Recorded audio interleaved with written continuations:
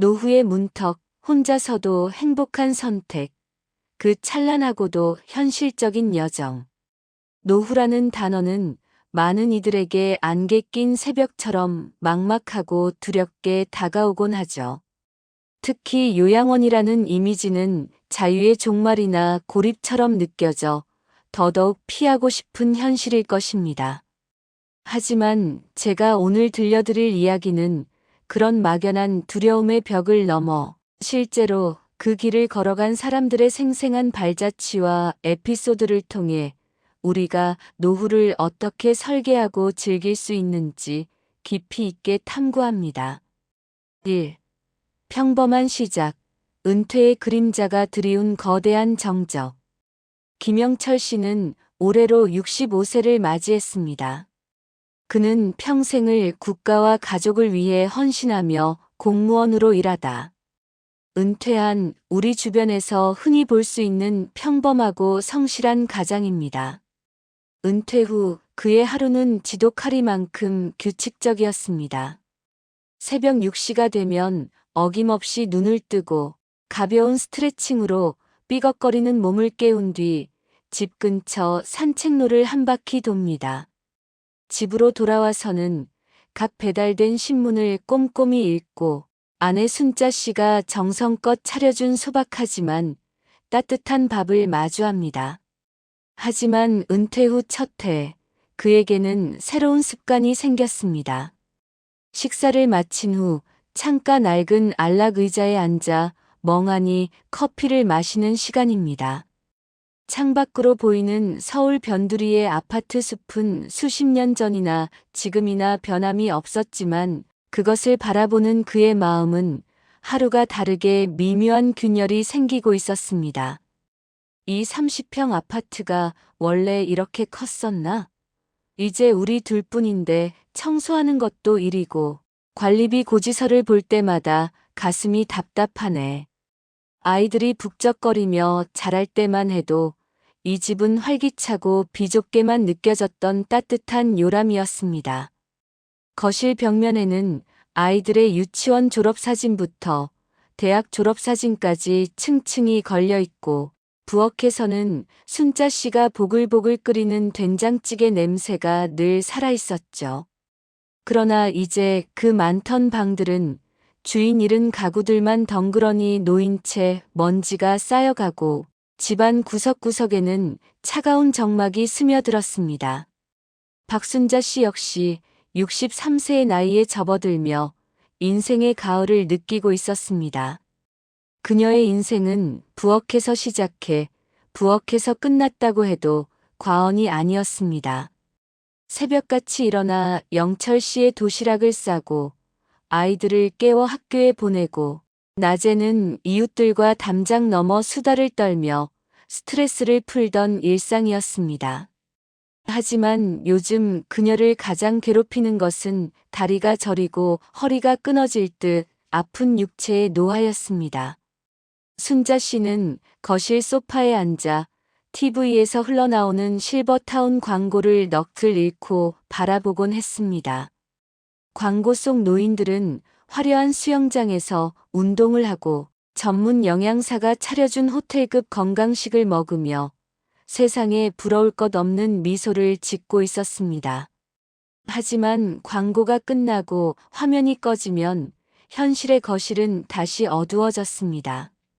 영철 씨, 우리도 저런 데 가면 참 좋겠다. 걱정 없이 말이야. 순자 씨가 조심스레 말을 건넸지만 영철 씨의 대답은 현실의 벽만큼이나 차가웠습니다. 거기가 공짜인 줄 알아? 한 달에 입주비랑 관리비만 해도 우리 연금으론 턱도 없어. 게다가 그런데 갇혀 살면 자유가 있겠어? 간호사들이 시키는 대로 살아야 할 텐데. 순자 씨는 고개를 끄덕였지만 속마음은 여전히 타들어갔습니다. 밤에 잠이 오지 않아 뒤척일 때면 베개에 얼굴을 묻고 중얼거렸습니다. 아이들은 다들 제 살기 바빠서 못 올 텐데 우리 둘 중 하나라도 먼저 쓰러지면 남은 사람은 어떡하나. 요양원은 정말 가기 싫은데. 은퇴 후 첫 해의 끝자락 영철 씨는 정기 건강검진에서 경미한 관절염과 초기 우울증 증세가 있다는 진단을 받았습니다. 의사는 무심하게 말했습니다. 어르신, 운동 더 하셔야 해요. 은퇴하고 집에만 계시면 사회적으로 고립되기 쉽습니다. 그러다 보면 마음의 병이 먼저 옵니다. 그날 집으로 돌아오는 길, 두 사람은 약속이라도 한 듯 말이 없었습니다. 거실 식탁에 앉아 따뜻한 차를 한 잔 내린 뒤 영철 씨가 먼저 무거운 입을 열었습니다. 순자야, 나 요양원 가는 건 죽기보다 싫어. 거기 가면 우리 인생이 끝나는 거잖아. 매일 똑같은 천장만 보고 간호사 눈치 보면서 자식들 면회 오기만 기다리는 그런 삶 말이야. 순자 씨의 눈가에 이슬이 맺혔습니다. 나도 그래요. 나도. 그런데 우리가 무슨 대안이 있어요? 아이들한테 짐이 되긴 싫고 우리끼리 버티기엔 몸이 하루가 다르게 망가지는데. 그날 밤부터 부부는 마치 수험생처럼 공부를 시작했습니다. 낡은 노트북을 켜고 노후 준비, 요양원 대신 살 곳, 은퇴 후. 행복한 것처 같은 단어들을 검색했습니다. 화면 속에는 수많은 사람의 절규와 성공담이 교차했습니다. 어떤 이는 전원주택으로 갔다가 3년 만에 병을 얻어 돌아왔다고 했고, 어떤 이는 실버타운에서 외로움에 몸부림치다 나왔다고 했습니다. 우리도 저런 실수하지 말자. 우리만의 기준을 세워야 해. 영철 씨는 공무원 시절의 실력을 발휘해 노후 거처의 조건을 종이에 적어 내려갔습니다. 대학 병원이나 큰 병원이 차로 10분 이내일 것. 대형마트와 복지관이 걸어서 갈 수 있는 거리에 있을 것. 무릎에 무리가 가지 않도록 평지이며 엘리베이터가 확실할 것. 나중에 돈이 필요할 때 언제든 팔 수 있는 황금성 좋은 위치일 것. 집은 우리의 마지막 자산이야. 이걸 잘 활용해야 우리 노후가 비참해지지 않아. 영철 씨가 강조했습니다. 이 목록은 그들의 막막했던 앞날을 비추는 등대이자 지도가 되었습니다. 2. 실패의 교훈 전원주택의 환상과 뼈아픈 현실. 부부가 처음으로 노후의 낙원으로 고려했던 곳은 바로 전원주택이었습니다. TV 다큐멘터리 나는 자연인이다 같은 프로그램에서 본 시골 생활은 눈부시게 아름다웠죠. 안개 낀 아침 산책, 텃밭에서 갓 딴 싱싱한 채소로 차린 밥상, 층간소음 없는 고요한 밤. 영철 씨, 우리도 서울의 매연과 복잡함을 벗어나서 여유롭게 살아봐요. 당신 좋아하는 나무도 심고, 나도 텃밭 가꾸면서 건강 챙기면 관절염도 싹 나을 것 같아. 순자 씨의 목소리는 설렘으로 가득했습니다. 그녀는 이미 정원에서 커피를 마시며 먼 산을 바라보는 자신의 모습을 상상하고 있었습니다. 마침 영철 씨의 고등학교 동창인 최 할아버지가 3년 전 경기도 외곽 산골에 멋진 목조 주택을 짓고 이사를 갔다는 소식을 들었습니다. 부부는 주말을 이용해 그곳을 직접 방문하기로 했습니다. 도착한 최 할아버지의 집은 과연 그림 같았습니다. 입구에는 알록달록한 봄꽃이 만발했고 공기에서는 진한 풀내음이 났습니다. 최 할아버지는 흐뭇하게 웃으며 말했습니다. 여기가 천국이야, 천국. 아침마다 새소리에 눈을 뜨고 내가 직접 키운 유기농 채소만 먹으니 몸이 가벼워. 도시 사람들은 불쌍해서 어떻게 사나 몰라. 그날 점심, 최 할머니가 차려준 텃밭 샐러드와 시골 닭 요리는 부부의 마음을 완전히 흔들어 놓았습니다. 그래, 바로 이거야. 이게 진짜 노후 생활이지. 영철 씨와 순자 씨는 서울로 돌아오는 차 안에서 내내 전원주택에 대한 환상을 이야기했습니다. 하지만 방문 다음 날 최 할아버지로부터 걸려온 뜻밖의 전화 한 통이 그들의 핑크빛 꿈을 산산조각 냈습니다. 여보게 영철이, 어제는 내가 좋은 모습만 보여줬는데 사실은 좀 말리고 싶어서 전화했네. 최 할아버지의 목소리는 어제와 달리 몹시 지쳐 있었습니다. 여긴 낭만은 잠깐이고 고행은 평생이야. 작년 겨울에 눈이 무릎까지 쌓였는데 제설차가 안 들어오니 우리 둘이 고립됐었네. 그러다 할멈이 갑자기 고혈압으로 쓰러졌는데 구급차가 길을 못 찾아 2시간이나 걸렸어. 도시였다면 5분이면 살았을 텐데 그때 죽다 살아난 뒤론 밤마다 잠이 안 와. 또 벌레는 얼마나 많은지 모기떼랑 싸우느라 여름엔 밖에도 못 나가고 하루 종일 잡초 뽑고 마당 정리하다 보면 무릎이랑 허리가 남아나질 않아. 최 할아버지는 한숨을 깊게 쉬며 덧붙였습니다. 무엇보다 무서운 건 고독이야.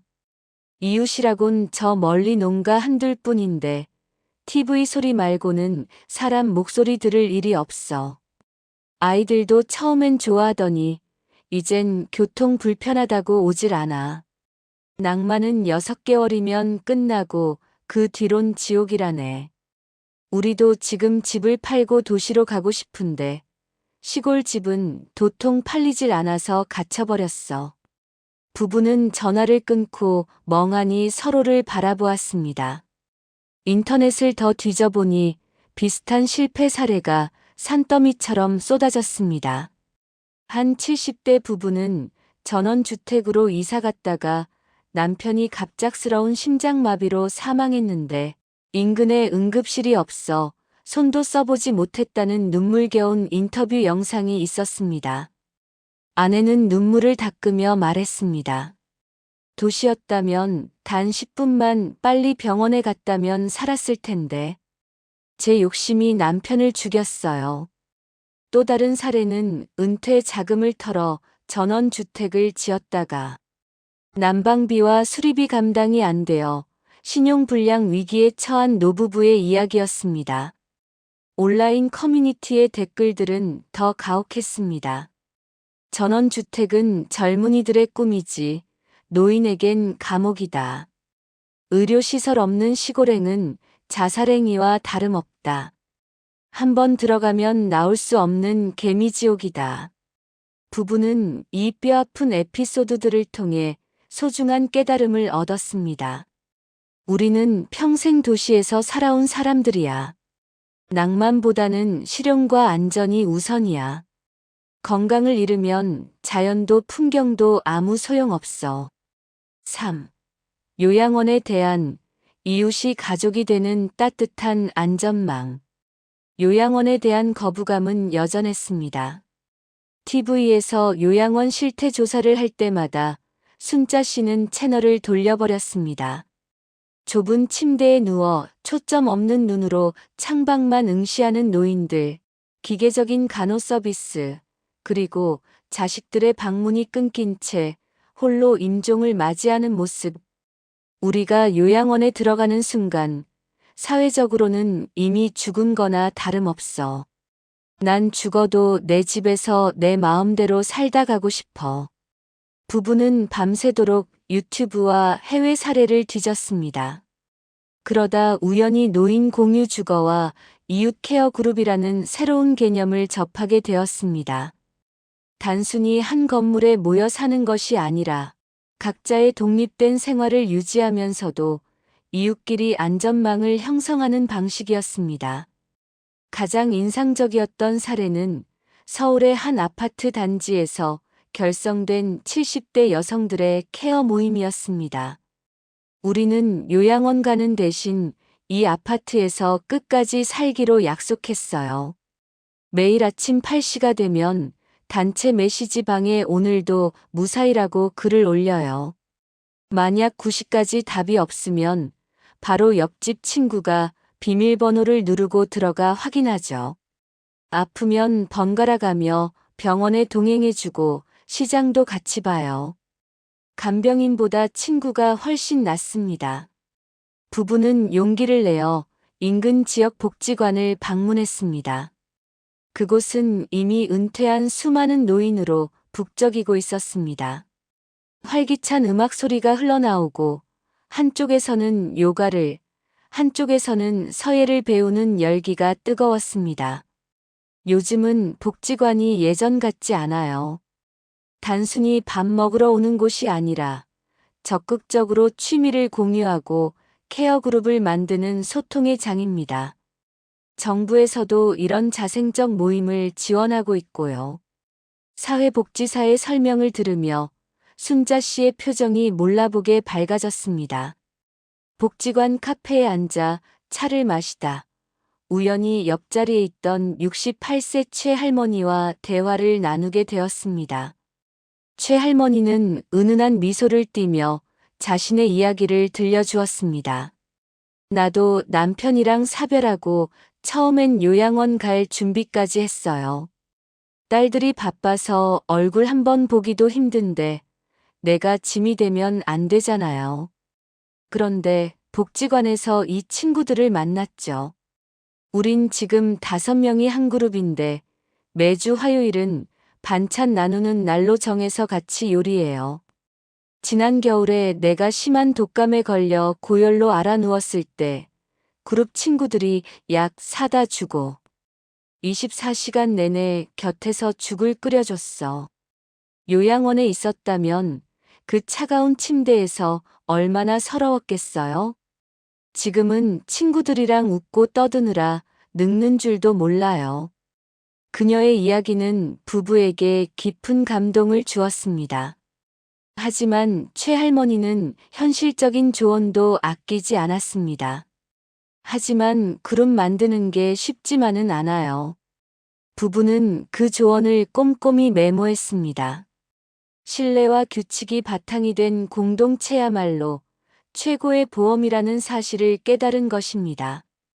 또 다른 에피소드로는 유명한 실버타운 견학이 있었습니다. 경기도의 한 고급 실버타운을 방문했을 때 시설은 호텔처럼 웅장했습니다. 헬스장, 수영장, 골프 연습장까지 갖춰져 있었죠. 하지만 투어 중 만난 72세 이 할아버지의 말은 예상 밖이었습니다. 여기요? 편리하긴 하죠. 밥 안 해도 되고 청소도 해주니까. 그런데 여기 있으면 나도 이제 곧 가겠구나 하는 생각만 들어요. 매일 보는 사람들이 다 노인뿐이고 누가 어제 아팠다더라, 누가 죽었다더라 하는 소리만 들리죠. 사회랑 단절된 채 감옥 아닌 감옥에 갇힌 기분이에요. 난 다시 밖으로 나가서 젊은 사람들도 보고 시장 구경도 하고 싶어요. 부부는 그 말을 듣고 결론을 내렸습니다. 실버타운은 편리한 대피소일 순 있어도 진짜 삶은 아니야. 우리는 사람 냄새 나는 동네에서 우리만의 시스템을 만들어야 해. 이 과정을 거치며 영철 씨 부부는 혼자서도 행복할 수 있지만 이웃과의 연결이 핵심이라는 노후 철학을 세우게 되었습니다. 그들은 이제 아파트 단지 내에서 비슷한 처지의 이웃 3, 4명과 작게 시작하는 미니 케어 그룹을 꿈꾸기 시작했습니다. 두 사람의 대화는 이제 불안이 아닌 구체적인 설계로 채워져 갔습니다. 4. 이사 결정, 중소도시의 소형 아파트, 그 새로운 시작의 설렘. 긴 고민과 탐방 끝에 부부는 중대한 결정을 내렸습니다. 평생을 살아온 정든 서울 아파트를 팔고 중소도시나 신도시에 살기 편한 소형 아파트로 옮기기로 한 것입니다. 영철 씨 30평은 우리에게 너무 짐이에요. 18평이나 20평 정도로 줄이고 대신 그 차액으로 우리 노후 자금을 더 든든하게 채워요. 부부가 찾아낸 최적의 장소는 대전 근교의 한 신도시였습니다. 기준에 딱 들어맞는 곳이었죠. 아파트 단지 정문에서 대학병원 응급실까지 차로 단 5분, 걸어서 갈 수 있는 거리에 대형마트와 문화센터, 그리고 노인 복지관이 있었습니다. 특히 아파트 단지 뒤편으로 조성된 평탄한 수변공원은 무릎이 안 좋은 영철 씨에게 최고의 산책로가 될 것 같았습니다. 새로 이사한 아파트는 작지만 햇살이 눈부시게 잘 들어오는 밝은 집이었습니다. 거실 창밖으로는 초록빛 공원이 펼쳐져 있어 가슴이 탁 트였습니다. 이사 첫날 떡을 돌리러 갔을 때 옆집 사시는 할머니께서 반갑게 맞아주셨습니다. 어서 와요. 여기 복지관 프로그램이 정말 알차요. 내일 나랑 같이 요가하러 갑시다. 따뜻한 이웃의 인사에 부부는 안도의 한숨을 내쉬었습니다. 중소도시에서의 생활은 서울보다 훨씬 느리고 평화로웠습니다. 매일 아침 영철 씨는 아내와 손을 잡고 공원 산책로를 걸었습니다. 신선한 공기와 새소리, 그리고 가벼운 바람을 느끼며 그는 자주 말했습니다. 여보, 정말 잘한 선택이었어. 내 다리도 이제 덜 아프고 마음이 이렇게 편할 수가 없네. 무엇보다 경제적인 안정감이 컸습니다. 서울 아파트를 정리한 돈으로 노후 생활비를 충분히 확보했고 중소도시라 물가와 관리비가 서울의 절반 수준이었습니다. 관리비 걱정 안 하고 에어컨 틀 수 있는 게 이렇게 행복한 일인 줄 몰랐어. 순자 씨가 웃으며 말했습니다. 복지관 생활도 활기가 넘쳤습니다. 순자 씨는 요리 클래스에서 새로운 레시피를 배워 집에서 영철 씨에게 선보였고, 영철 씨는 사진 교실에 등록해 공원의 풍경을 사진에 담기 시작했습니다. 어느 날 순자 씨가 심한 몸살 감기에 걸려 누웠을 때였습니다. 서울에 있는 딸에게 전화하려다 말았는데 복지관에서 만난 케어그룹 친구가 미리 약속한 대로 아침 안부를 묻더니 대답이 없자 바로 죽을 쑤어들고 찾아왔습니다. 어머, 순자 씨, 목소리가 안 좋다 했어. 자, 이거 먹고 약 먹어. 내가 옆에서 지켜봐 줄게. 그 순간 순자 씨는 눈물을 글썽였습니다. 혼자였다면 혹은 멀리 시골에 있었다면 얼마나 무서웠을까. 요양원 안 가고도 이렇게 살 수 있어서 정말 다행이다. 친구는 순자 씨의 손을 꼭 잡아주며 말했습니다. 고마워할 거 없어. 다음엔 내가 아플 거고 그때 자네가 도와주면 되니까. 우리끼리 가족이지 뭐. 중소도시의 매력은 시장에서도 빛났습니다. 단골 채소가게 주인은 오늘은 토마토가 정말 달아요. 어르신이라며 덤을 얹어주었고, 지역 문화축제에서는 온 동네 노인들이 모여 춤추고 노래하며 스트레스를 날렸습니다. 도서관에서 역사책을 빌려 읽던 영철 씨는 이렇게 말했습니다. 서울에선 앞만 보고 달려오느라 이런 소소한 기쁨들을 다 놓치고 살았어. 지금이 내 인생에서 가장 자유로운 시간 같아. 자녀들이 주말에 방문했을 때 몰라보게 안색이 좋아진 부모님을 보며 깜짝 놀랐습니다. 아빠, 엄마, 서울 있을 때보다 훨씬 젊어지셨어요. 여기 오길 정말 잘했네요. 막내딸 지우의 칭찬에 순자 씨는 뿌듯한 미소를 지었습니다. 그래, 공기도 좋고 친구들도 많으니 걱정할 게 하나도 없단다. 너희도 이제 우리 걱정 말고 너희 인생 즐겁게 살아. 부부는 매일 저녁 창가에 앉아 노을이 붉게 물드는 공원을 바라봅니다. 영철 씨, 오늘은 뭐가 제일 좋았어요? 순자 씨의 질문에 영철 씨는 아내의 손을 꼭 잡으며 대답합니다. 당신이랑 이렇게 웃으면서 오늘 하루를 이야기할 수 있는 것, 그게 제일 좋네.